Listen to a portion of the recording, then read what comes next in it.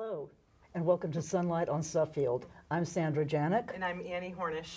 and we are very pleased tonight to have with us Garrett Pinder, a former librarian from our own very own Kent Memorial Library. Welcome, Garrett. Thank you. Can you tell us a little bit about yourself? What made you go into library sciences? Sure, of course. So back when I was graduating from my undergraduate university, one of my many jobs on campus was working at our university library, which also saw members of the public as well. We were kind of open to both sets of folks in that way. And it wasn't until I was approaching graduation when I made a comment about, gosh, like I really wish I could just keep working here. And one of the paraprofessionals said, well, you know, you can go to school for this.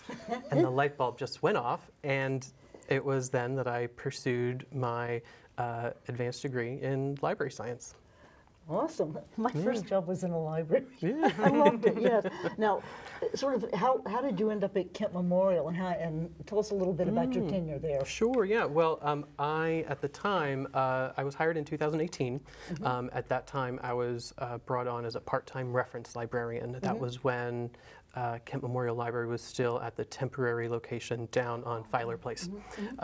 And after some time being there, there was an opportunity to expand from a part-time role to full-time, which of course included some benefits along with that. So, you know, I wanted to stick around. And from there, I continued working at KML until March of 2020 when I was promoted to library director. And of course, we all know what else happened in March of 2020. And therein kind of began my role as Kent Memorial Library's director until January of 2022 when I was ultimately released from my position. You said you were released from your position. You sort of feel like you were pushed out, or? Well, at the time, I had taken a leave of absence in October of 2021 as a result of acute traumatic stress from my therapists and my physicians. And a lot of that was due to the surrounding and mounting sort of temperatures between the library and also the town, sort of broadly speaking. At the time, I had experienced a significant amount of weight loss, like something like 30 pounds in a short period of time. I was having panic attacks throughout the day. My short-term memory was shot. It was really not something that you would want in somebody who's leading an institution like a library. So, of course, that was part of why I stepped away. Of course, another part of why I stepped away was because I was starting to receive some personal attacks from members of the community. One in particular wrote a letter to myself as the director, which then escalated through the library commission and up to the first select person at that time. And that person ultimately now sits on the current library commission. So seeing what's happened through that activity has also affected me in some ways. I see that. Yeah. So I can absolutely understand that. Yeah. Sorry you went through that. You had a lot of support from the community. We all loved you, and it was a disaster, frankly, and it was a shame what happened. It was. Yeah. Now, Garrett, the October 12th, 2021 minutes from the KMLC meeting had public comments that included a few things. I'm just going to read a few. So, quote, the morale of the staff, this is from public comments, the morale of the staff is very low amidst concerns of censorship and racism. Some of the staff report feeling bullied. Another one, it was felt the published minutes of the September 2021 meeting were inaccurate and there was no mention of racism.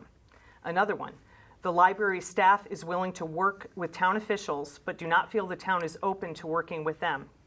There is a feeling that town officials do not want to have a discussion on racism.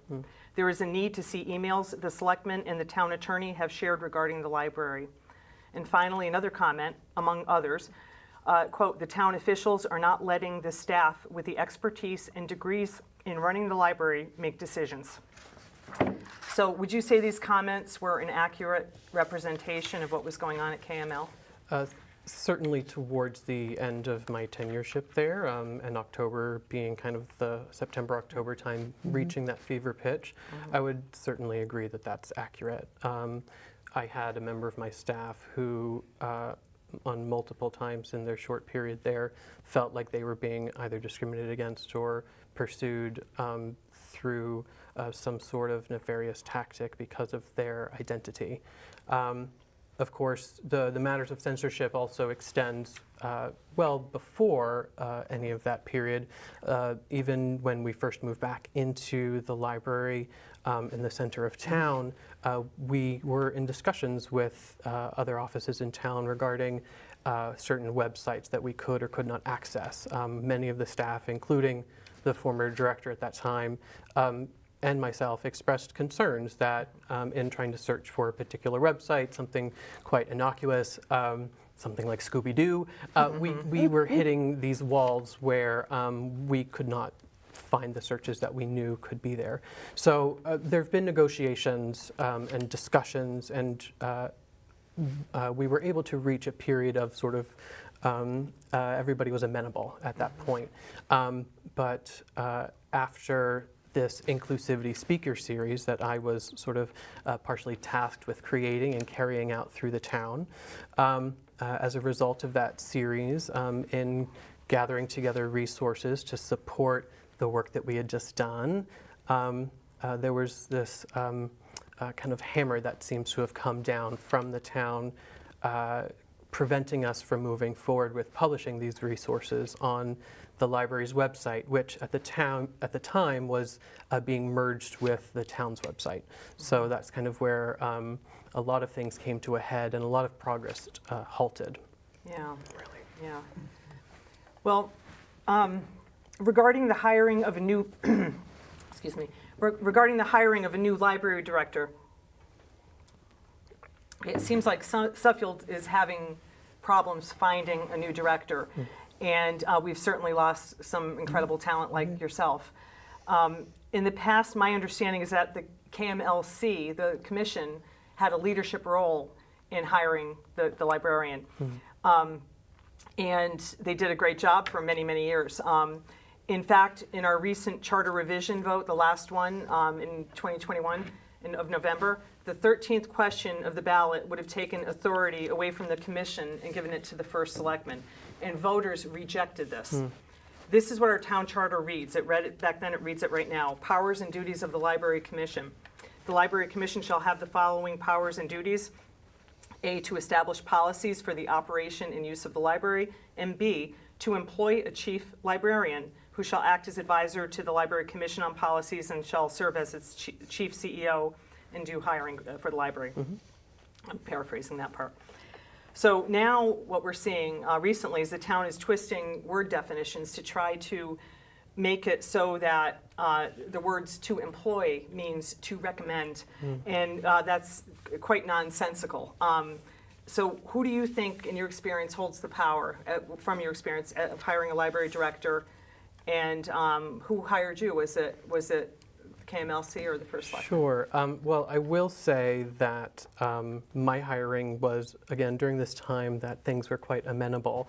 Our chair of the KMLC at the time was working closely in tandem with folks in the town, particularly human resources. And it was, the official offer was made to me through the town, with the approval of the chair of the KMLC at that time.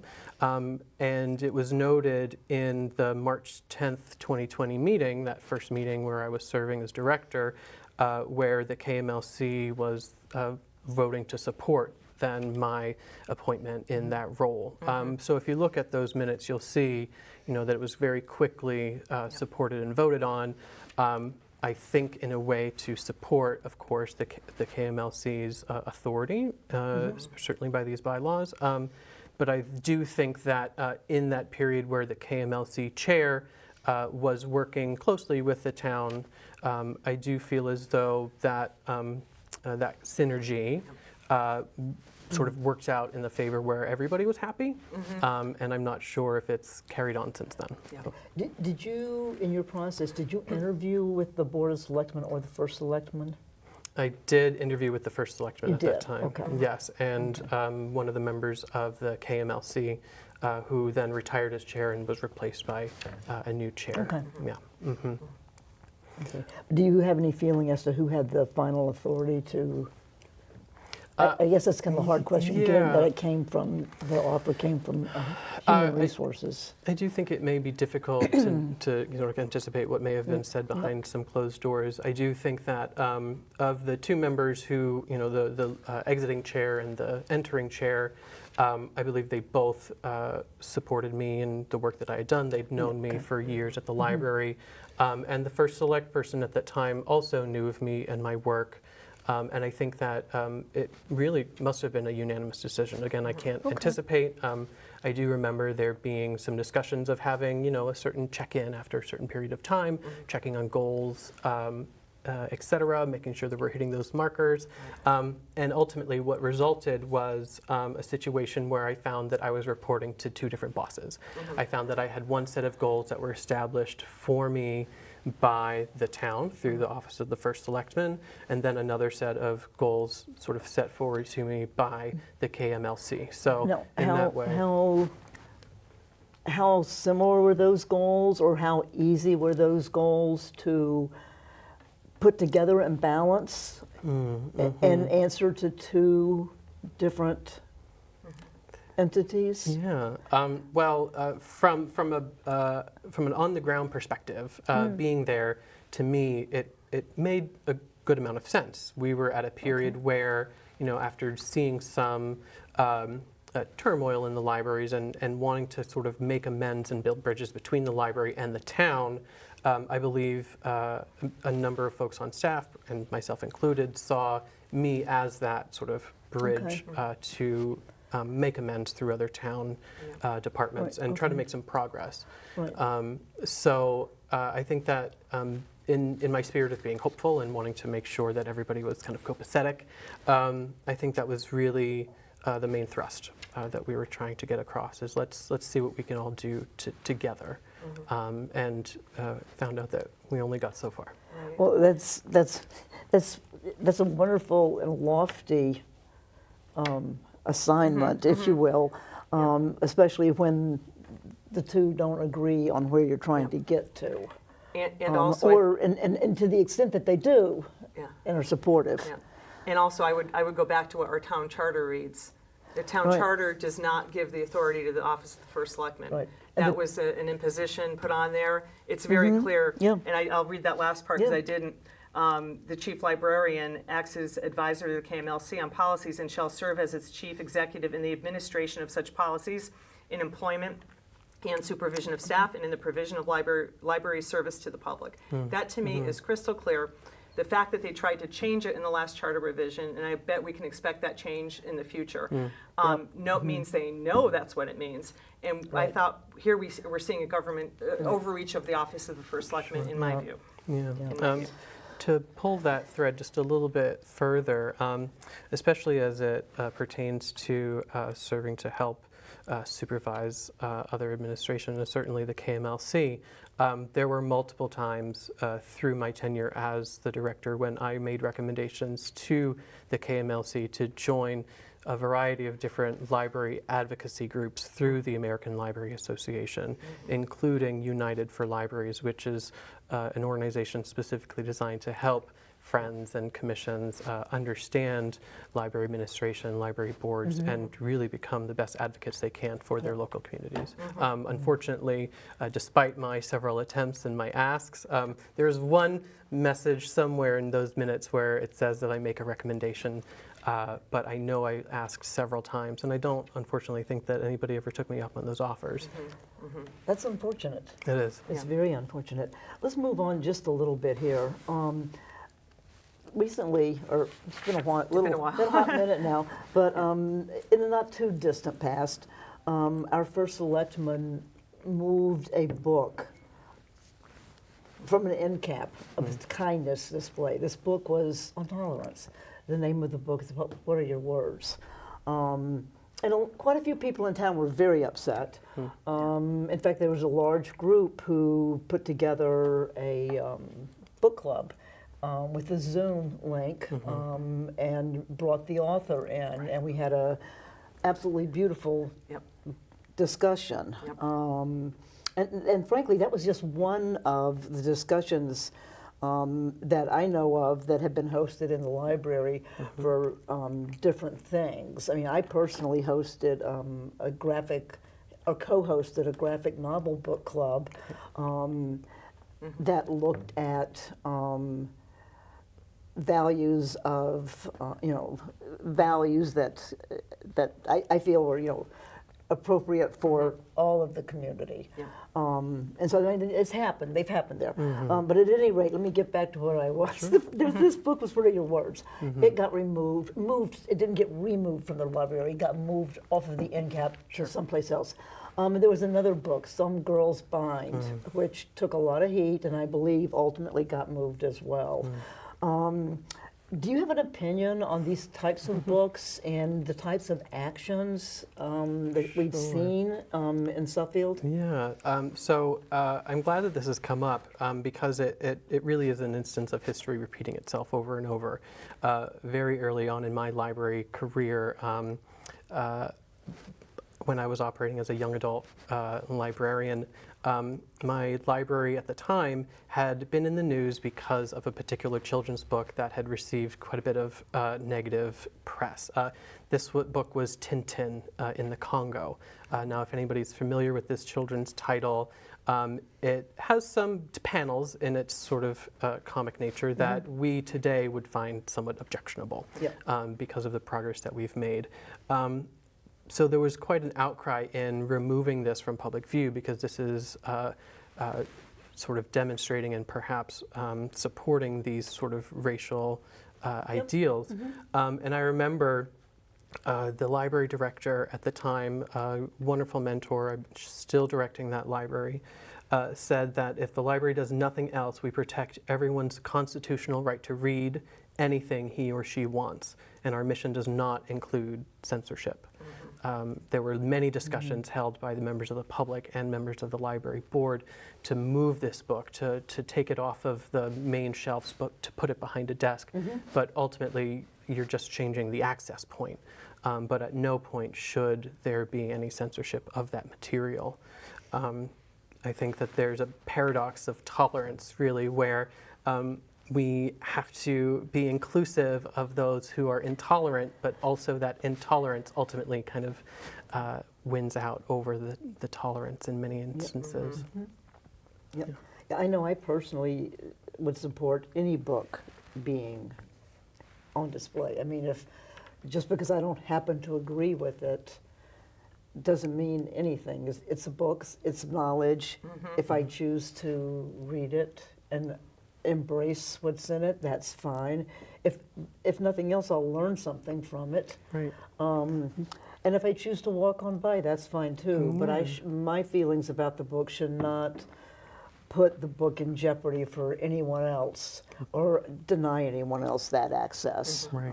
I feel strongly about that. An example that I use often when it comes to this sort of interaction where people in the library are passing by items that they may find acceptable or objectionable is I think about going to like a brunch buffet.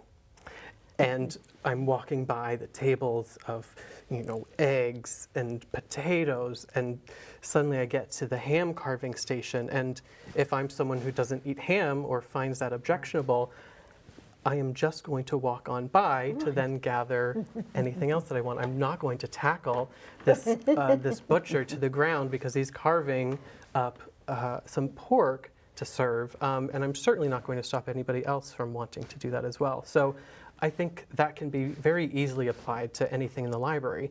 If you see something that you don't want or you don't find acceptable to you, just pass on by. And the reason for that is because libraries are reflections of your community. So chances are, if there is a book on binding in that community, there's a reason for it. Okay. Another question for you. More cameras are being installed in the library.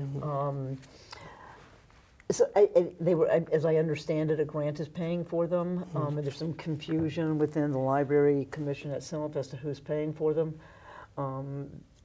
That seems a little scary. It's odd. It's odd. I don't know. None of the I mean, commissioners you think knew. somebody would know Yeah. who was paying for it. But it, regardless of who's paying for them at this point, do you have a general position on the use of cameras in the library? Cameras in libraries and the topic can enter some interesting sort of First Amendment territory. But that said, based on my recollection of my time at the library, I recall there being some monies discussed to find a people counter system to improve the ones that we have. And those systems did include some cameras that were not capturing images so much as counting people who were coming and going in a more intelligent fashion. So while I can't speak really to where sort of things have developed, Right. I can only imagine that perhaps the seed of this has kind of sprouted from this mention of these funds that we would have received to possibly get this new people counting system. Okay. Yeah, it's a little unclear. A lot of people are getting concerned because the first selectman's been pretty intrusive with trying to find out who's meeting with whom. And for some people have even suggested that, are they setting up books to find out, see what books people are taking out? And it's sad that we're in this climate right now, but it's what's been happening. There's been an attempt to monitor who's in book clubs and who's, you know, and that's very intrusive. It's getting kind of a little bit more serious now, what's happening. But so that's why there's a little bit of concern with book clubs. Just jump ahead a little bit here. One of our selectmen has talked about the American Library Association, and he's basically described the president as a communist and a lesbian.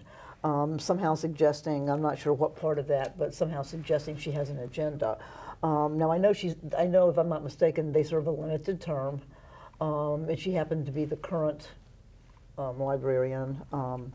But I think the biggest fear here, I think that the people I have, is when the comments were made, it appeared to be a push to move away from the need to have the ALA and followed in our library.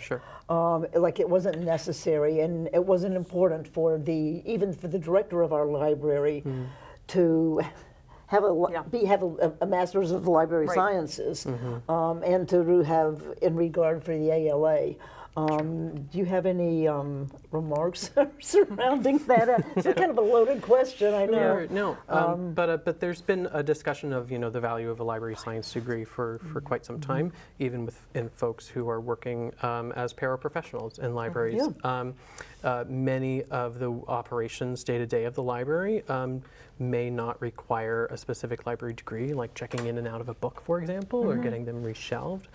However, at the top of any library, there's at least one capital L degreed librarian who is really the one with all of the insight, the depth, the knowledge, the resources that are available to them to make the informed decisions on what resources and what content can be evaluated, what can be added to the collection, and then furthermore, what's no longer relevant to the collection and what can be weeded. So, I mean, this is something that many people study for many years. I can't imagine throwing out a degree just because somebody doesn't agree with some current leader's views on a particular situation, because ultimately what it comes down to is doing whatever we can to improve our communities. In fact, a Master's of Library and Information Science, this sort of newer degree, is very important to have that I featured, because that I represents information, digital literacy, and given that so many folks in the Suffield community especially have been falling victim to cyber attacks and cyber crimes, digital literacy is incredibly important. Well, we're probably down to just the last question or two here. We've only got a couple of minutes. I'd like to discuss the fiasco of the Pride banner being hung in the library window. First, I want to mention the new Board of Selectmen unanimously voted to pass it through with no discussion. They did it very quickly, and they they're twisting the flag policy to say you can't even fly it indoors. So that's what that's what the LGBTQ plus community is tolerating in Suffield right now, which is extremely inappropriate. And they should be representing the people. Do you think public libraries have a role in offering a safe space for the LGBTQ plus community? No, absolutely, hands down. I mean, when Sandra and you were speaking earlier about reading some of these other books and getting a better understanding, even if it's not your own life experience, we talk about books being mirrors and windows. You know, it's very important for a young person to see themselves reflected in the world around them through media, whether it's a DVD, whether it's a book, a graphic novel. And for those people who maybe don't see themselves in that particular piece of media, it operates like a window into someone else's story so that they get an increased sense of empathy and understanding of what this person is going through. For me, growing up as a queer person, not seeing very much representation around me, it was really difficult. And so seeing the progress that's been made, knowing the sort of environment that we provided in Suffield, and seeing that slide back is really unfortunate to those in the community who need to be represented. Yeah, we're seeing, this is sadly a pattern of behavior in the town of Suffield. We've seen it with they're passing policies or trying to pass policies that are written in a very overly broad fashion that they can twist. We've seen it with the town green policy, the flag policy like we discussed, animal ordinance, and now the blight ordinance. So this is a pattern of behavior by this board that is getting a bit out of control.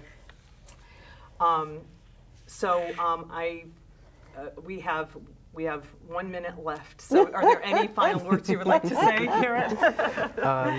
You know, it's been a number of years since I've had to step away from the library world, especially because of my exit from this particular place.